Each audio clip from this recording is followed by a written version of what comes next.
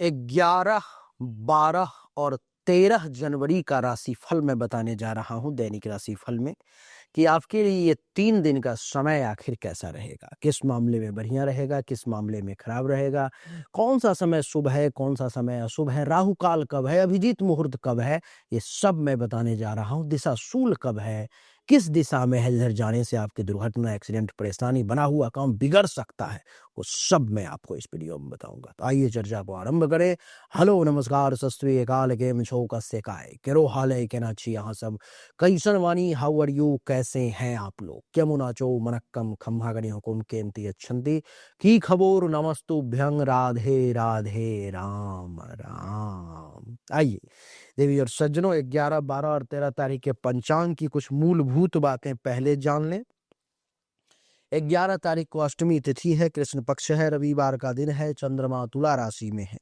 शुभ समय अभिजीत मुहूर्त 12:08 PM से 12:49 PM तक का, और राहु काल 4:24 PM से 5:42 PM तक का, और दिशा शूल पश्चिम दिशा के तरफ है। 12 तारीख को नवमी तिथि सोमवार का दिन, चंद्रमा तुला राशि में, शुभ समय 12:08 PM से 12:50 PM तक, राहु काल 8:33 AM से 9:52 AM तक, और दिशा शूल पूर्व दिशा की तरफ है। एक और दिन का समझ लें, फिर मैं समझाता हूँ।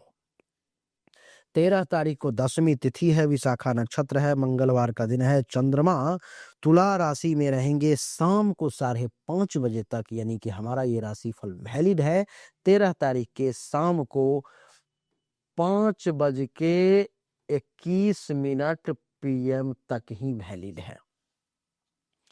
और शुभ समय है 13 तारीख को 12:08 PM से 12:50 PM तक, राहु काल 3:07 PM से 4:25 PM तक, और दिशा शूल उत्तर दिशा की तरफ है।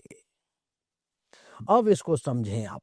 इसमें मैंने आपको जो पूरा पंचांग बताया, आपके लिए महत्वपूर्ण 3 बातें थी। सबसे पहला, शुभ समय अभिजीत मुहूर्त जो मैंने आपको तीनों दिन का बताया, वो आपके लिए अनिवार्य था, जानना बहुत जरूरी था। उसमें क्या है कि इस समय में आप कहीं जा रहे हो, किसी विशेष उद्देश्य से निकल रहे हो, डेली जाना आना होता है, तो आपके लिए अच्छा रहेगा उस समय में अगर निकलेंगे। दूसरा, राहु काल जो बताया तीनों दिन का, उसमें कोई भी शुभ काम, नया काम शुरू ना करे, कहीं विशेष उद्देश्य से निकले नहीं तो अच्छा रहेगा। और तीसरा, दिशाशूल जो आपको हमने बताया, तो उस दिशा की यात्रा करना आपके लिए ठीक नहीं है, नहीं तो आपको भयंकर परेशानी का सामना करना पड़ सकता है, इसलिए सावधान।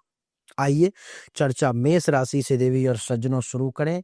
मेष राशि वालों के लिए कुंडली के सप्तम भाव में यहां पर में चंद्रमा का प्रवेश है। कुंडली के सप्तम भाव में चंद्रमा का प्रवेश क्या दर्शाता है? दाम्पत्य जीवन में सुख मिलेगा, जीवन साथी से सहयोग और प्रेम प्राप्ति का योग है, व्यापारिक साझेदारी में लाभ होगा। परंतु कभी कभी मतभेद की भी संभावना मैं इन 3 दिनों में देख पा रहा हूं, तो थोड़ा सा सावधानी आपको बरतना ही पड़ेगा। मैं इसके बाद बात करूंगा वृषभ राशि की। वृषभ राशि वालों के लिए कुंडली के छठे भाव में चंद्रमा का प्रवेश है, जो ये दर्शाता है कि विवाद या कोर्ट कचहरी से सावधान रहना चाहिए आपको। कामकाज में अड़चने जो हैं सो आ सकती हैं, मानसिक तनाव और खर्च आपका बढ़ सकता है, शत्रु और रोग से आपको कष्ट हो सकता है, इसलिए सावधान। तो दुश्मन से विशेष सावधान रहें। हेल्थ वाइज कुछ इशू आती है, तुरंत एक्शन लें। ठंड है, ज्यादा परेशानी हो सकती है, और पैसों पर में काबू रखें। वृषभ के बाद बात करूंगा मिथुन राशि की। मिथुन राशि वालों के लिए कुंडली के पंचम भाव में चंद्रमा का प्रवेश है, जो ये दर्शाता है कि सृजनात्मक कार्यों में आपकी रुचि बढ़ेगी, संतान से सुख और गर्भधारण के योग आपके लिए बनेंगे, प्रेम संबंधों में प्रगति के योग हैं, बुद्धि और अध्ययन में सफलता का योग है। इसलिए उस बुद्धि का प्रयोग अगर आप करते हैं सही काम में, तब तो आपके लिए बहुत अच्छा है। अगर आप सही चीजों का अध्ययन करते हैं, तब तो आपके लिए बहुत अच्छा है, यानी कि सफलता मिलनी ही मिलनी है। लेकिन अगर आप दुरुपयोग करेंगे, तब समस्याएं आ सकती है। प्रेम संबंध भी बहुत अच्छा रहेगा। संतान का सुख भी बढ़िया मिलने का योग है, तो हर मामले में आपके लिए समय उत्तम है। मिथुन के बाद बात करूंगा कर्क राशि की। कर्क राशि वालों के लिए देवी और सज्जनों, कुंडली के चतुर्थ भाव में चंद्रमा का प्रवेश होगा, जो ये दर्शाता है कि घरेलू वातावरण आपका अनुकूल रहेगा। मानसिक चिंता, लेकिन कभी कभी मानसिक शांति, लेकिन कभी कभी चिंता भी आपको परेशान कर सकती है, इसलिए सावधान। भूमि, वाहन या गृह संबंधी कार्यों में प्रगति के योग हैं। घर, परिवार और माता से आपको सुख मिलने के योग हैं। घर परिवार का आपको खूब सुख मिलेगा, तो समय आपके लिए सुखद है। कर्क के बाद बात करूंगा सिंह राशि की। सिंह राशि वालों के लिए कुंडली के तृतीय भाव में चंद्रमा का प्रवेश है, जो ये दर्शाता है कि शत्रुओं पर विजय और कार्यों में प्रगति के योग हैं। छोटी यात्राओं से लाभ के योग हैं। भाई बहनों से सहयोग मिलने के योग हैं। साहस और पराक्रम में वृद्धि के योग मैं आपके लिए देख पा रहा हूं, तो आप इस पर में ध्यान दें। सिंह के बाद बात करूंगा कन्या राशि की।